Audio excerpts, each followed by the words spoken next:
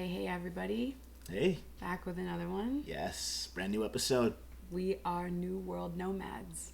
We're a network of creators, curators, and developers who champion explorations in emerging technology that focus on the human experience.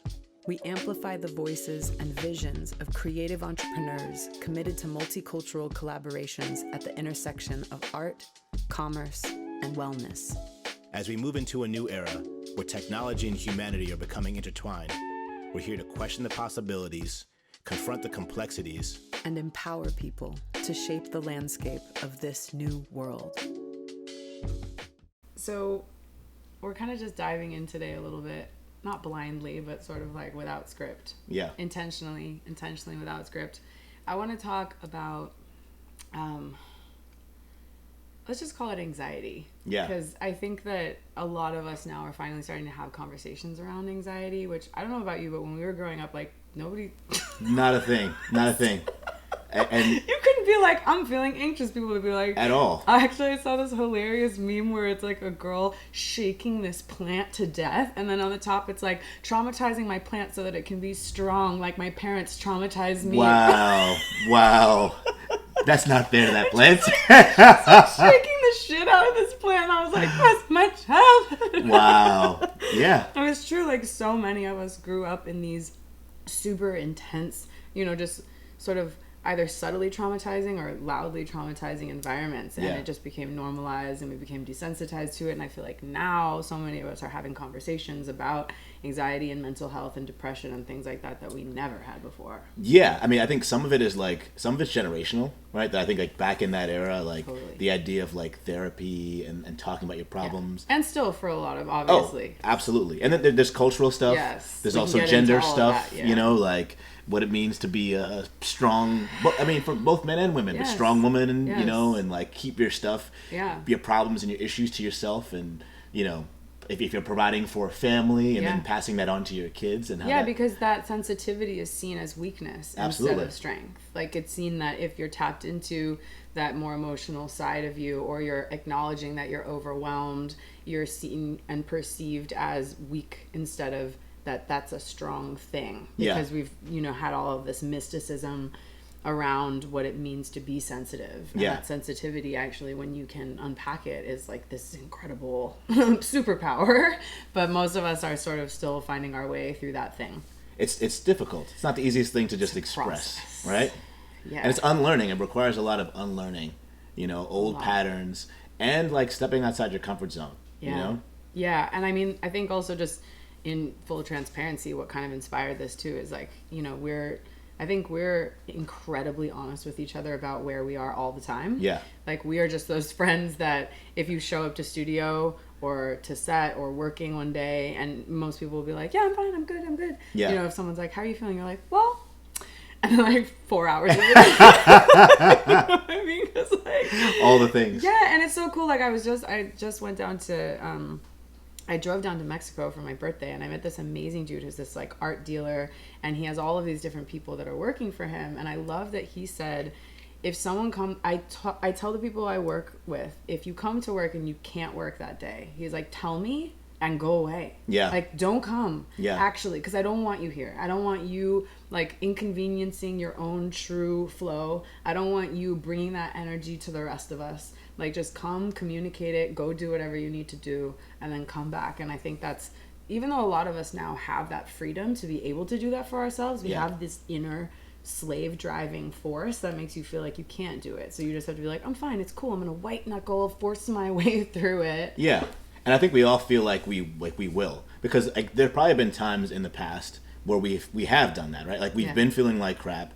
And there's also this mentality sometimes that says like, when you're not feeling up to it, maybe work will help. Yeah. It's like, oh, you're struggling and you're like, you're depressed and you can barely get out of bed. Well, maybe you should distract yourself with work, right? Because like whatever's bothering you, even if you don't know what it is sometimes, it's like, well, then focus on something else. Just get your mind on something else. And that's been also promoted heavily. Super promoted. And again, that's part of our generational tree shakers. Like our parents said that, you know what I mean? Yeah. Like idle hands, that it's like to actually rest or touch into what you're feeling is like the opposite of what you're supposed to do. They just want to, make sure that you're busy and you kind of don't stop swimming. Keep with the current because you're gonna drown. Yeah. And it literally does come from generations of DNA that's encoded with that survival of like you will die if you like lag behind the pack, like we will lose you will not make it, and so like updating that is really huge. But I also think part of what we wanted to talk about today is that we're bombarded constantly by all of this stimulus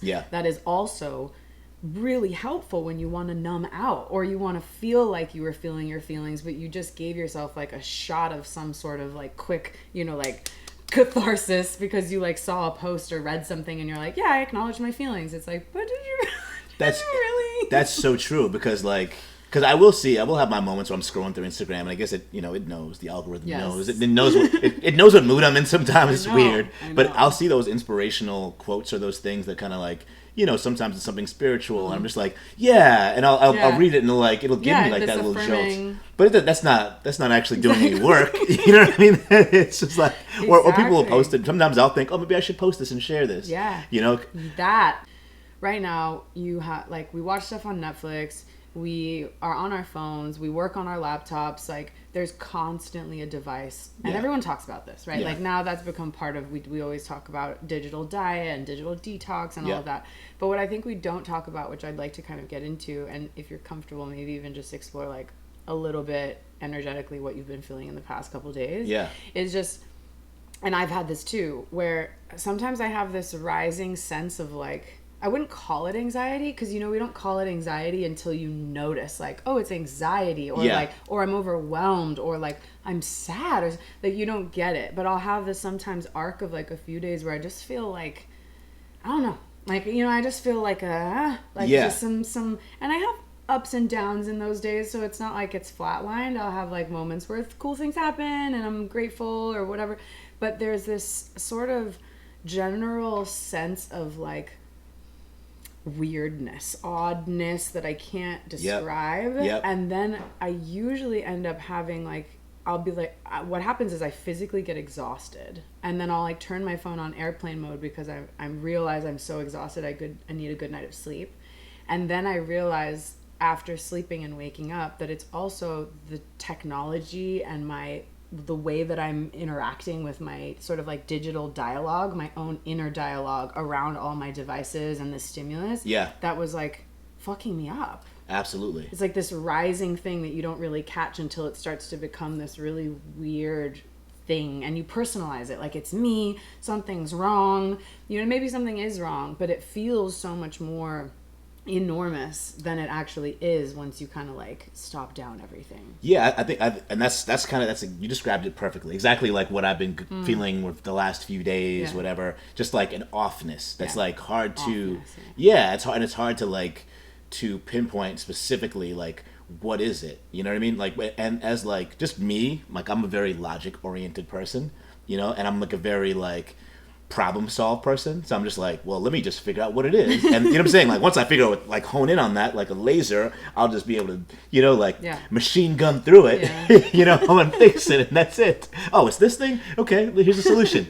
And when you're just off and you kind of can't really articulate or even explain to yourself what is it, because I think exactly what you're talking about, when you have all these different inputs, and I think it's like it could be text messages and emails, social media, notifications, just things. At least for me, I felt a state of overwhelm, of just like, and feeling like, I don't want to say drowning, but just feeling like, oh wow, there's so much that I'm supposed to be doing, I'm behind.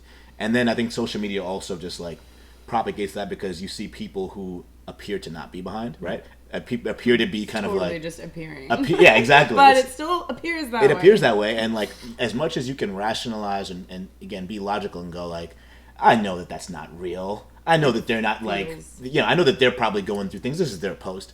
It doesn't matter. Like your logical brain isn't feeling like that when you're in those zones. You're just kind of like, it's just another like input that's telling you like, man, I'm struggling right now. Like this, everyone else is doing their thing. I'm struggling. I'm going through a thing. I'm feeling some things. I can't explain it. And it's hard to, especially when you are also a creative and someone who's like just needs to do things. Because if you're a doer as well, it's hard to get out of that mentality of like, well, I should just be active. I should be doing things. It's hard to be like, you know what? Let me stop, because it's counterintuitive, right? Because you're like, wait, maybe the reason I'm feeling not so good is because I'm feeling overwhelmed, because I'm feeling like there's a lot of things that I should be doing. I should be further along. Yeah. So like, how am I going to stop? But it's like, the truth is, you got to slow down to go further sometimes. That part. You know? And what's so interesting about you saying that is the reflection of what we were saying before, where, you know, there's this lineage in us of that DNA that says don't slow down because you'll get lost from the pack, you'll be killed, whatever. Absolutely. And then the way that we've internalized this, I think, in a modern perspective, is with this obsession with productivity. Yeah. And all of our productivity happens on our devices. It's literally how we, you know, create everything, whether that's just making a post makes you feel better, or sending emails, or sending texts out to people that you needed to catch up with. Yeah. Or if you're a content creator and you're creating on your devices, whatever it is. And it's sort of like that tricky balance, right? Because I'm not saying I do all that shit. Like I'm on my things all the time, but I also have learned exactly what you're saying, that when I don't slow down because I am in this, I need to keep going, there's more I need to do, I actually do fall behind. Yeah. And then that becomes the snowball of like, I've fallen behind, I don't feel on top of my energy, but I'm refusing to slow down. Yeah. And then I'm therefore falling behind more. Yep. And so then it's like I'm speeding up and slowing down at the same time. Yeah. And that is, I think, what creates that deep offness. Yeah. Like the offness is the surface version, but it starts to become very existential, because human beings are wired to emotionally interpret things. So because we're not paying attention to, you know, the technology of our biology, like the technology of our human body, of our brain, which is overstimulated, and we're only paying attention to the technology that's around us, and then the technology of, you know, our mind, which is like, go, do this, do more, whatever, we start to emotionalize everything, and that's where we start to fall into this like, what am I doing with my life? I feel so confused about that. Is this even where I'm supposed to be right now? Yep. You know, it's like, whoa. You can go so far. You can go super far and then not even realize how you got there. You're like, what happened? Yeah. You're like, how Over did this 2 happen? days. Yeah. Yeah. And I think it's one of those things where, you know, it's almost like if you're carrying just a bunch of weight, if you've got like boulders that you're carrying, and you're unaware, right? You're unaware, like they're in your bag, but you're kind of like, oh, I'm strong. You don't even really notice it, right? And then as time goes on, you're like, your back is just struggling. You know what I mean? It's just struggling. But you're kind of like, oh, I'm still moving forward. I'm good. And then you just collapse, right? You just kind of fall to the ground, and you're like, whoa, like I'm on the ground now. Like and my back hurts a lot. Yeah. Like what's going on? Like why did I do this? You know what I mean? Yeah.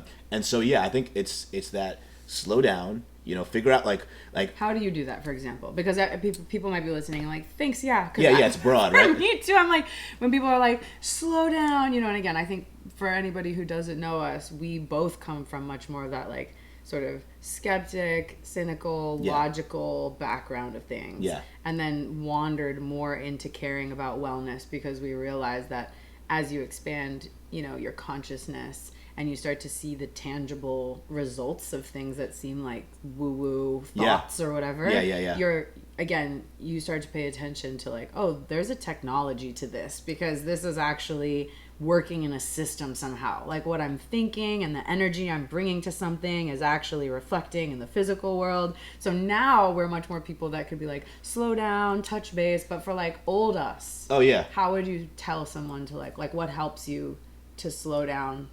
Or do you just like go until you break? Because I do that sometimes too. At that point I go until I break. No, I used to, but I think the funny thing is that I learned a lot of these tools, right? And like some of them are like people say all these things, and you kind of go, I get it. I know those things. I should be doing them. Yeah. And like the funny thing is that like if meditation, you know, exercise, journaling, like actually writing what you're feeling, you know, like those things all help. And the funny thing is that like when I'm in my zones, like, because I'm not always consistent with these things, you know, breath work as well, but I'm not as always consistent. But when I am in those consistent modes, because I kind of have like I'm like locked in, and it works, and it works perfectly. And then at some point I'm like, I'm good. I can take a break from this for like a couple days. I'm good. right? And then a couple of days is a couple of weeks, and then a couple of weeks is like, maybe a month or so, and then I'm doing 1 or 2 things every once in a while. Yeah, I meditated last Thursday. I think I meditated. You know what I mean? It's like it becomes that I'm pretty sure I went for a walk a couple weeks ago, I think, and you're like, I'm good, and then all of a sudden you're back and you're like, how did this happen? Yeah. It's like, oh wait, things were kind of working a lot better when I was being much more proactive and cognizant of I should be doing these things. Yeah. So it's more rare for me now, when I'm doing the things that I should be doing, when I should be actually being mindful, I should be doing all the steps that do work, because they are helpful. And it's funny because those things, it's counterintuitive to me. I feel like I should learn my lesson. I should know that, because I get busy, right? I'll be super busy. I'm like, oh, I don't have time. I don't have time to do that because I'm really busy. It's like, well, that's actually the time you need to do it. I know most. that they always say and I don't know who it was, but some monk or some famous Zen motherfucker, but they're like, if you're busy, you should meditate for 2 hours instead of I'm too busy to meditate for an hour a day. Well, then you should meditate for 2 hours. Yeah. But my question is, so for you as you are now, how what do you do? Let's say you find yourself in the space where you kind of go down this track or whatever it is, and then you're like, oh, I'm kind of out of sorts. Like you said, you sat in a sauna today. Yeah. Right? So what are some things that you do that start to bring you back inside? The funny thing is some of these things are contradictions. So sometimes I need alone time. Tell me more. Because sometimes I just need to be because it may be that my energy has been drained. My social battery has been drained from just being around people for consecutive days, doing a lot of things. Yeah. And I just need to just step away, right? For a while, I just need to have just alone time. And that alone time could be being productive. It could be just chilling. It could be sleeping more. It could be just laying back. It could be watching TV, but I just need that time. Mm-hmm. Other times it's the other way around. You need to be around people. Yeah, exactly. Where it's all right, I've been in isolation for a while. I haven't left my house in several days. I've been working and grinding, but I haven't really been communicating with people, at least not in real life. And it's what I really desperately need is to just go and be around people and talk to folks. So how do you know the difference? Because, for example, yesterday we had a whole day planned. Yeah. And I was planning on being involved in all the things. You were doing all the things. And you even said, when you called me and said that you weren't going to go, you said, I really feel going to this event, because it's an event where there was meditation and sound bath and I was speaking on a panel that's all about intersectional healing. Yeah. So you felt these are things that I should do, but somehow inside you knew it was the moment where you actually needed to be alone. How do you tell the difference? Is it something in your body? Is it something just in your... How does that happen for you? I mean, I think energetically I just knew that being around, as much as I knew that the actual tools there would be helpful, and there was the social element of the being around all of the people, some of whom I knew a little bit, some of whom I knew better, and just the work, right? In my mind, I was the work of the social interaction is not going to be helpful for me right now.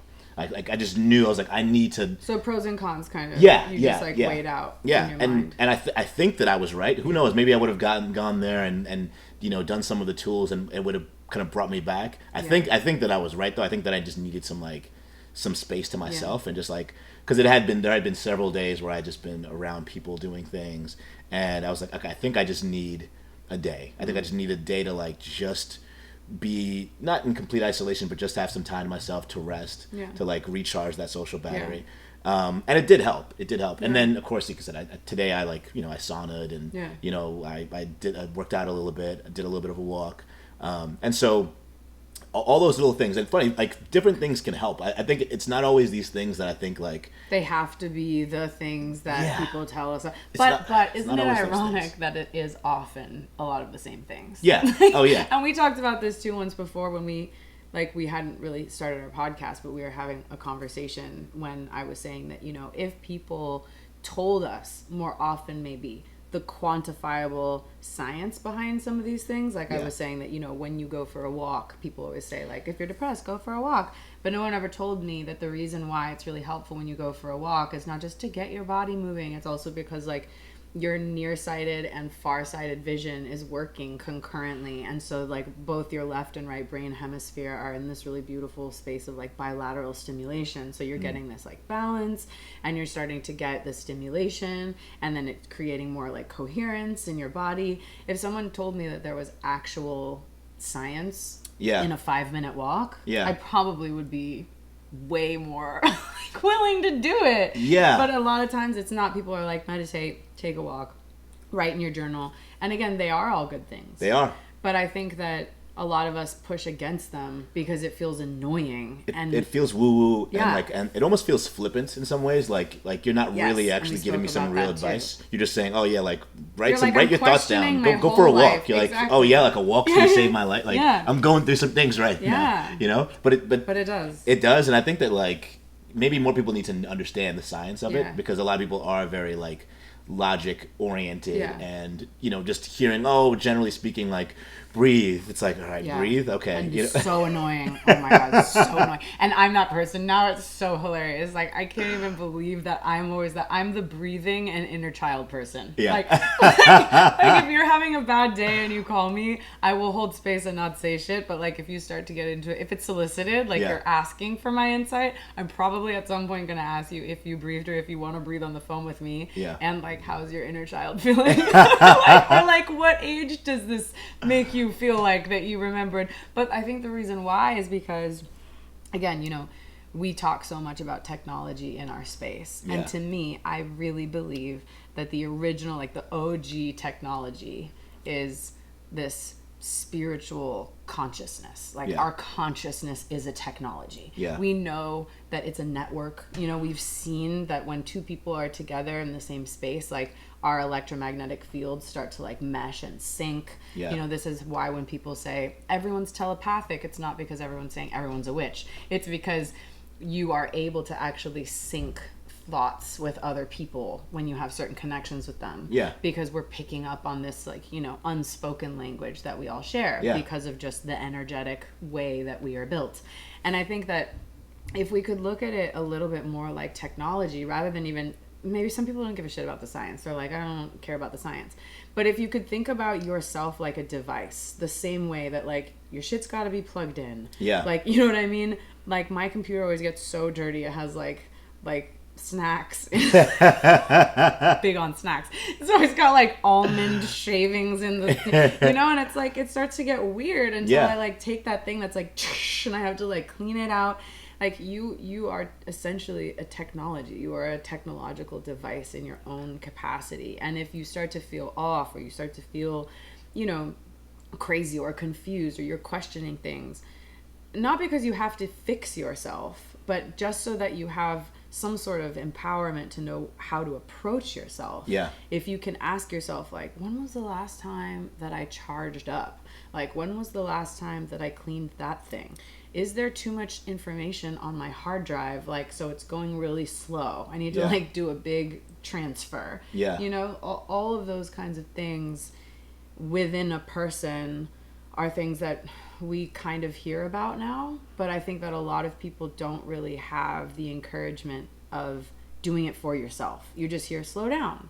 So I would love to give people some sort of like tangible thing. So today I'll say my tangible thing is breathing is actually the most miraculous thing to me that I've ever, I mean, I was someone who did like a lot of psychedelics, and I've had other people that have had psychedelic experiences where you breathe, and the first time you breathe on like plant medicine, you're like, I've never breathed before because I never actually took a whole breath. Because again, when we were that little child that was being like shaken in our traumatic environment, your body starts to lock up, your body starts to hold, and your breath holds, and we don't usually ever breathe into the fullness of our body. So I always tell people, you don't have to know a fancy breathing pattern. You don't have to know anything. Literally just like that cliche of taking a super deep breath. And then if it does help you, like, do a few more. If that feels good, put on one of your favorite songs and just try to breathe the whole way through. That's like 3 minutes of breathing. You can listen to fucking raging music if you want. I don't care. Doesn't matter. Whatever actually makes you feel good. And then if you just breathe the whole way through, I swear, if you come back to whatever you were trying to do before then, and that there is science there, you're going to have more oxygen like in your brain that will actually make you feel clearer and more capable of like, okay, so what am I going to do next? Yeah, that's, and I breathed, and it helped a lot, definitely. And it always does whenever I'm in situations where I feel a little bit of stress. It always helps. like for me, and this is something that I think not everyone maybe has the luxury of having this, but like talking about it helps. Yeah. Just straight up talking about it and acknowledging it, because I think that a lot of times you feel it. Like I felt it yesterday, and I was kind of like, I almost just texted you, and I was like, no, I should talk on the phone. And but then talking about it, I was like, whoa. Like when I started talking, I was like, whoa. More feelings than I thought. More feelings than I thought. I want to get into that too, actually, and ask you a couple questions on that, because, like we were saying, cultural stuff, gender stuff. We've spoken a lot about how, like, one of my dear exes is, like, Ghanaian, and he's, like, firstborn African man. Yeah. And so much of our relationship was him acknowledging, like, I do want to talk about things more. I actually am interested in therapy. I am whatever.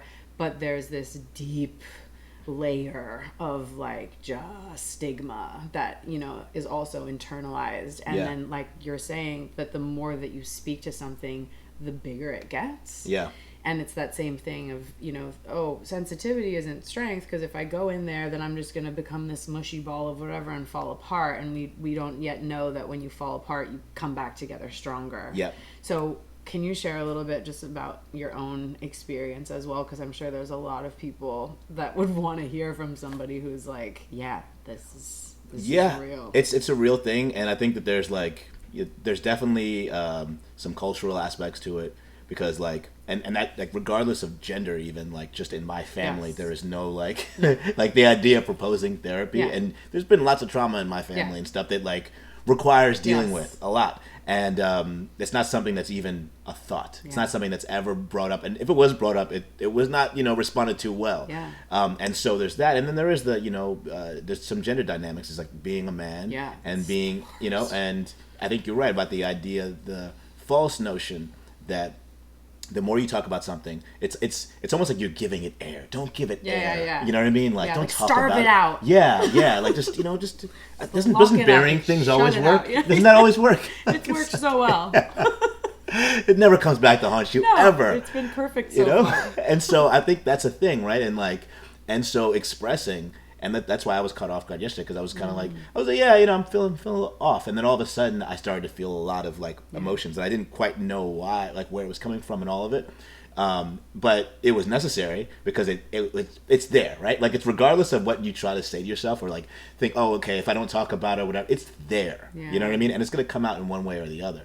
And so it's a lot better for you to have some element of control over it by at least being able to talk to it and speak to it and be self-aware of it and acknowledge it, and then take the actions that will help remedy it, whether it's breath work or going for a walk or like. And sometimes for me it can really, like, honestly, it can range, but it's just a matter of like being aware of it and taking some kind of action. Because that action could be something that's like, I'm gonna sit on the couch and just watch TV today, because like I've been really, really active, because now that I'm being somewhat aware of it, it's like, so I'm drained. Conscious action, yeah. Even if it's super tiny, just taking that action with awareness, like not feeling the rising feeling. Oh, I don't want that rising feeling. Let me just Netflix and chill. But rather, the rising feeling comes up, and tell me if I'm wrong. I'm just reflecting back to you. But like the rising feeling comes up, acknowledging it, and then being like, oh, I want to just watch some shit and relax right now. But the difference being that if you actually have that moment of acknowledgement and awareness, then the action is,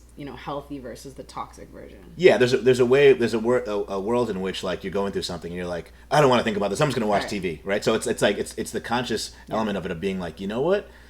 When was the last time that I just like sat and watched TV? It's been like weeks. I've been grinding. I've been working forever. I actually should consciously take a break and just like watch some silly comedy or something. You know what I mean? Like so I think it's not always the action, it's the intention behind the action that you're doing and the self-reflection. I think that's huge. And so like the action that you take, for me sometimes like music can be a release, right? Like creating music can be awesome. Like, all right, I'm going through something, I want to express it through the music. Other times music can feel like a job, and it's like, that's work. That's exactly what I don't need. Do you know what I mean? So I think it takes that level of self-awareness and that level of like, all right, well, what do I think will actually benefit me right now? What like, what energy? And like I said for yesterday, it's like maybe going to this event didn't feel like the thing that was going to make me feel better, right? So like, it's just a matter of being self-aware and then having intention in your action.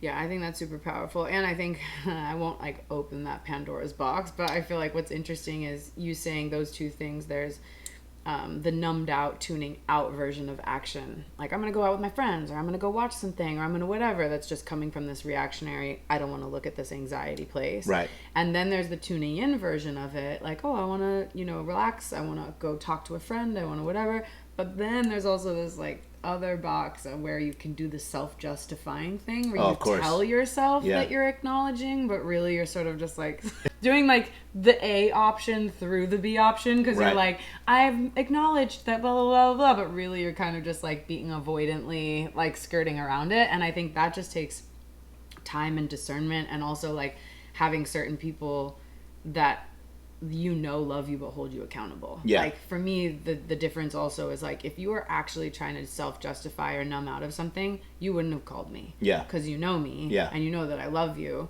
but I wouldn't have like, you wouldn't let that shit. No, because I'm not that friend. I'm not that friend, and everybody knows it. Like when people want to do that, people like ghost on me hard. I'm not gonna call you. No one's gonna call me if they want some. It's like no, I don't want any accountability whatsoever. Exactly. So like, that I feel like for me that's the difference, and that's what I would also offer people too, is like part of that, knowing the technology of yourself. If you're like, okay, first of all, I need a reset. So it's like, have you tried turning it on and off again? Like, like IT crowd. Have you tried turning it on and off again? And whatever that on off is for you, if it's like going out in nature, or just breathing for 3 minutes, or sleeping more, or staying at home and watching TV, or whatever it is, I feel like within the reset, I would also say, challenge yourself to some level of accountability.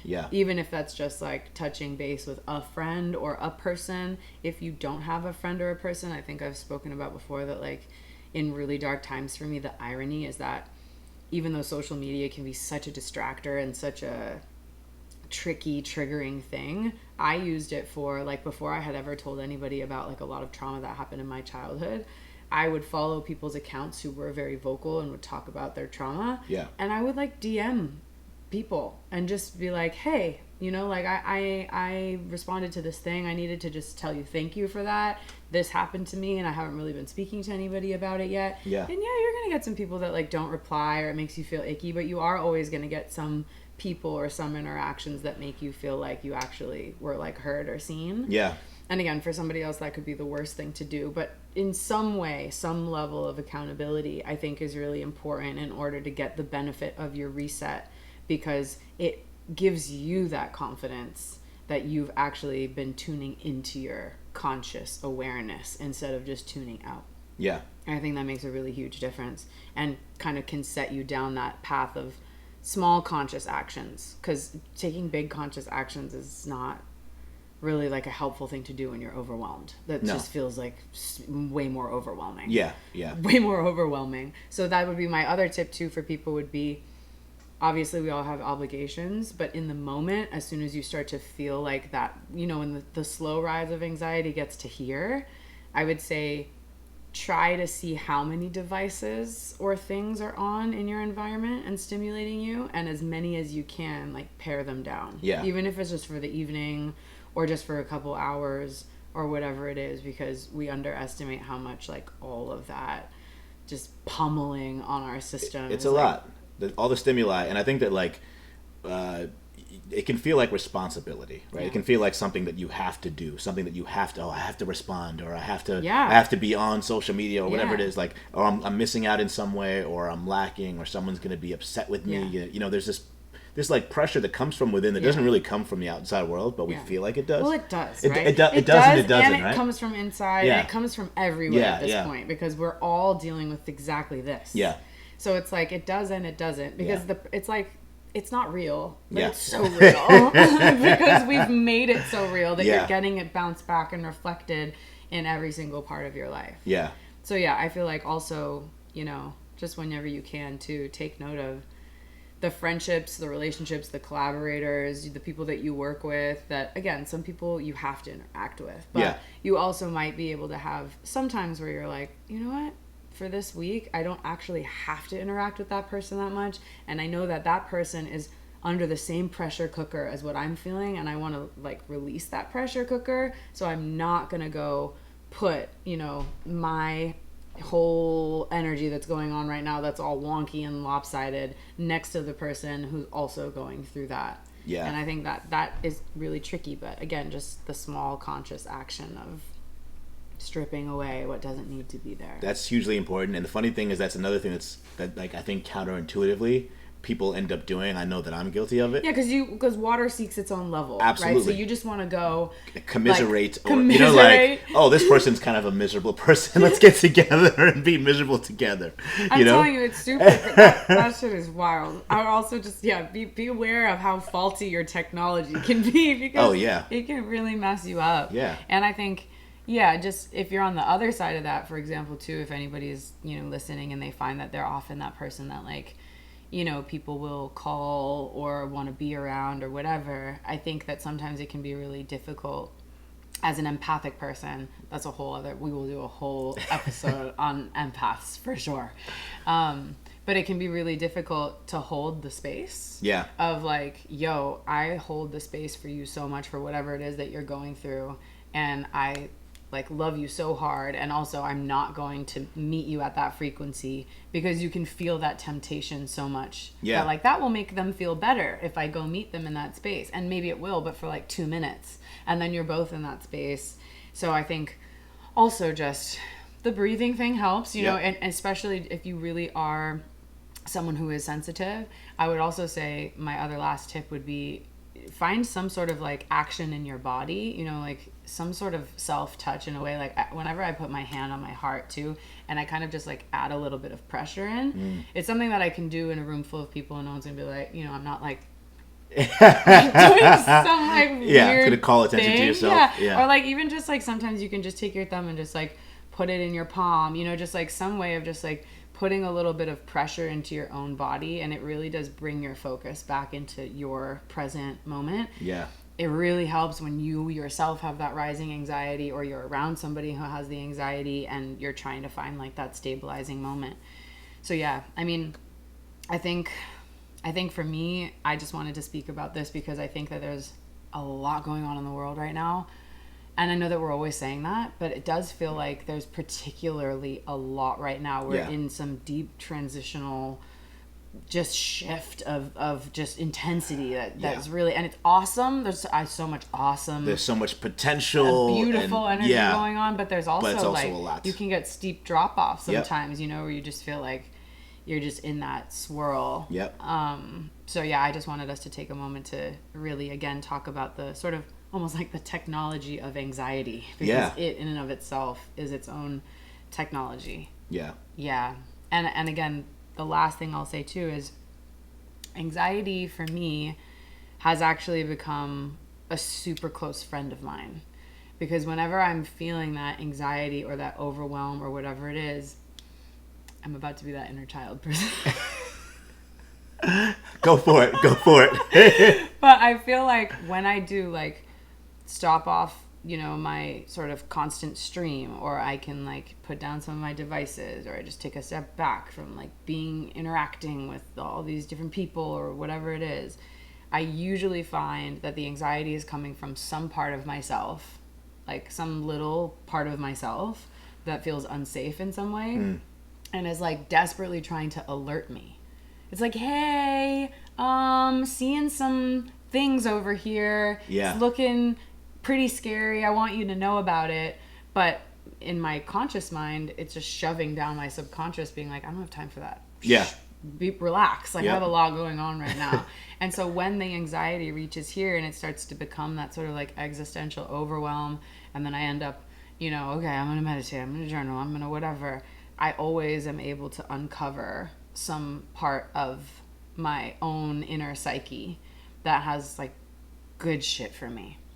So that's the other thing I would say too, is I know that when we get this anxiety or this overwhelmed feeling, all of the signals in your body are telling you that this is bad. Yeah. But as much as you can, and write some shit on a post-it in your room, or again, talk to somebody else who can remind you that it's ultimately potentially a gift.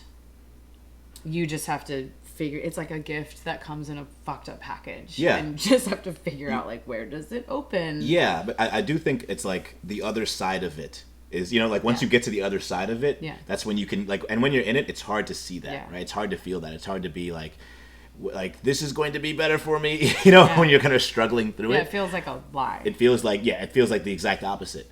But when you do come out on the other side, you do come with lessons. You've learned things, and then also like the next time that something happens, you're better equipped to handle it, right? Because now you've got these tools, this human technology. Got that upgrade. Yeah, absolutely.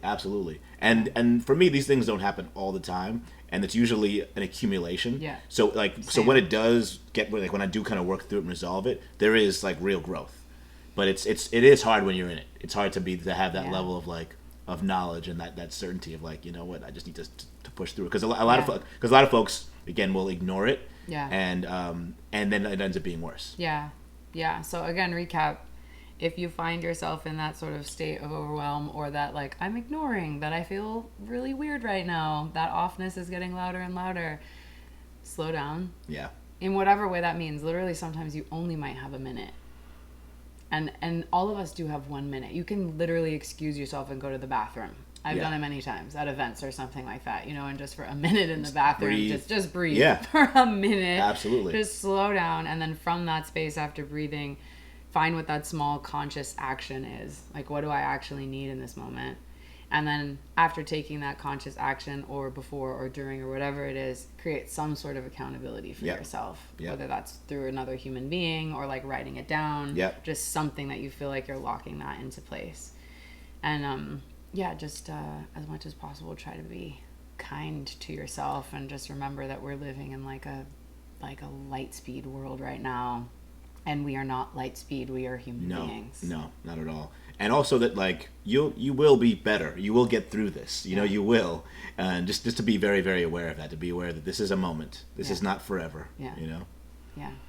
And save this podcast so that if you ever need to listen to it again in that moment. Honestly, I have so many saved things that I just like when I don't believe that it will be for the best, I sort of listen to someone or something that I trust, because the frequency of that person's voice and their belief sometimes is what you need in order to sort of just have this waiting zone period where you can like lean on their belief for a little while until yours kind of comes back into balance. Yeah.